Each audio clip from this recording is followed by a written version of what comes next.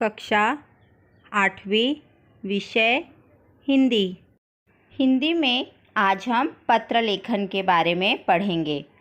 बच्चों, पत्र जो होते हैं वह दो प्रकार के होते हैं। पहला अनौपचारिक पत्र, जिसे घरेलू पत्र भी कहते हैं, और दूसरा औपचारिक पत्र, जिसे व्यावसायिक पत्र भी कहते हैं। अनौपचारिक पत्र माता पिता, सगे संबंधियों और दोस्तों को लिखे जाते हैं, जैसे माता पिता, भाई बहन, दोस्त, नाना नानी, मामा इत्यादि। औपचारिक पत्र जो होता है बच्चों, वह अपने किसी भी परिचित या अपरिचित व्यक्ति को व्यावसायिक उद्देश्य के लिए लिखा जाता है, जैसे सरकारी कार्यालयों के अधिकारियों को, प्रधानाचार्यों को, संपादक को, विक्रेताओं को इत्यादि। तो बच्चों, आज हम अनौपचारिक पत्र अर्थात घरेलू पत्र कैसे लिखा जाता है इसके बारे में जानेंगे। पत्र लिखने के पूर्व ध्यान में रखने योग्य बातें। अब बच्चों, जब पत्र लिखना हो तो हमें किन बातों का ध्यान रखना चाहिए, ये हम सबसे पहले पढ़ेंगे। पहला होता है संबोधन तथा अभिवादन। पत्र के बाईं ओर तिथि लिखनी चाहिए। सबसे पहले पत्र की शुरुआत करते वक्त बाईं ओर, जिसे इंग्लिश में लेफ्ट साइड कहते हैं, सबसे पहले तिथि अर्थात दिनांक लिखा जाता है। उसके नीचे प्राप्तकर्ता का नाम लिखकर नीचे की पंक्ति पर रिश्तों तथा छोटे बड़ों के अनुसार संबोधन और अभिवादन करना चाहिए। दिनांक के नीचे बच्चों, जिसे हम पत्र लिख रहे हैं, पहले उनका पूरा नाम लिखा जाता है। उसके बाद वह हमारे रिश्ते में क्या लगते हैं वह लिखना है, और उसके बाद उनके लिए अभिवादन करते हुए उनके कुछ शब्द लिखने हैं। इस पत्र में विषय या संदर्भ नहीं लिखे जाते हैं। अनौपचारिक पत्र में विषय नहीं आता है। दूसरा है पत्र का आरंभ तथा विषय कलेवर। पत्र के आरंभ में जिसको पत्र लिखा जाता है उसके कुशल मंगल के बारे में पूछना है। उसके पश्चात 2-3 परिच्छेदों में बांटकर मुख्य विषय का विवेचन करना चाहिए। उसके बाद बच्चों, जो अगला परिच्छेद होगा उसमें हमें हमारा मुख्य विषय क्या है, अर्थात हम किस विषय पे अपने रिश्तेदार या मित्र को पत्र लिख रहे हैं, उसके बारे में लिखना है। मुख्य विषय का विवेचन हमें 2 से 3 परिच्छेदों में करना है।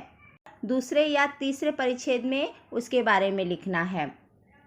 विषय विवेचन में सरल भाषा तथा विचारों की स्पष्टता अपेक्षित होती है या होनी चाहिए।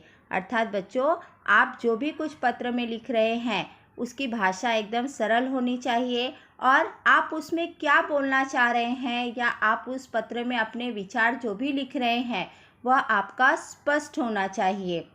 तीसरा है पत्र का समापन। अंत में बच्चों, हम पत्र का एंडिंग कैसे करते हैं वह लिखते हैं। विषय कलेवर के पश्चात पत्र के बाईं ओर पत्र भेजने वाले को पारिवारिक संबंध का स्वनिर्देश करना चाहिए। उसके बाद जब पत्र लिखकर ख़त्म हो जाता है तब जिसने पत्र लिखा है उसका पूरा नाम और पारिवारिक संबंध उससे क्या है वह हमें लिखना है, जैसे आपका, आपकी, तुम्हारा इत्यादि। इसके बाद नीचे की पंक्ति पर प्रेषक का हस्ताक्षर, नाम और पूरा पता लिखना है। अर्थात बच्चों, सबसे अंत में हमें पत्र किसने लिखा है उसका नाम, पता और उसका हस्ताक्षर आएगा, तथा नीचे की पंक्ति पर प्रेषक का ईमेल आईडी लिखना चाहिए। पूरा पत्र बाईं तरफ ही लिखना चाहिए। अंत में बच्चों, हमें प्रेषक अर्थात जिसने पत्र लिखा है उसका ईमेल एड्रेस लिखना है, और पूरा पत्र जो है बच्चों हमें बाईं तरफ अर्थात लेफ़्ट साइड में ही लिखना है। अब बच्चों, हम किन रिश्तों के लिए तथा छोटे बड़ों के अनुसार किस संबोधन तथा अभिवादन का उपयोग करना चाहिए इसके बारे में पढ़ेंगे। जैसे माता या पिता को पत्र लिखते वक्त पूज्य पिताजी या पूज्य माता जी यह संबोधन में लिखना है, और अभिवादन में सादर प्रणाम या चरण वंदना लिखना है। अंत में हमें आपका आज्ञाकारी पुत्र या पुत्री या फिर शिष्य या शिष्या लिखना है।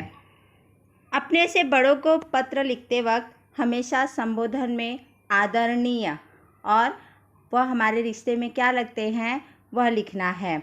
अभिवादन में सविनय प्रणाम और अंत में आपका स्नेह भाजन।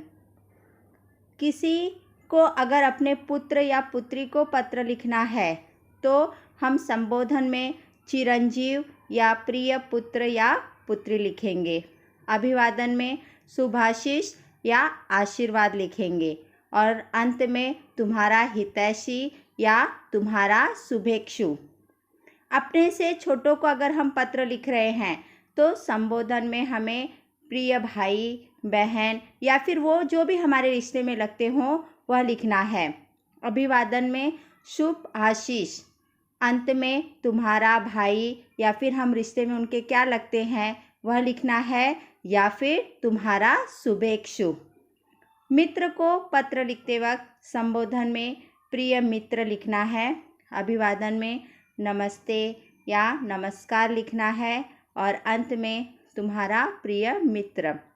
सहेली को पत्र लिखते वक्त प्रिय सहेली या प्रिय सखी संबोधन में लिखना है। अभिवादन में नमस्कार या नमस्ते लिखना है और अंत में तुम्हारी प्रिय सखी यह लिखना है।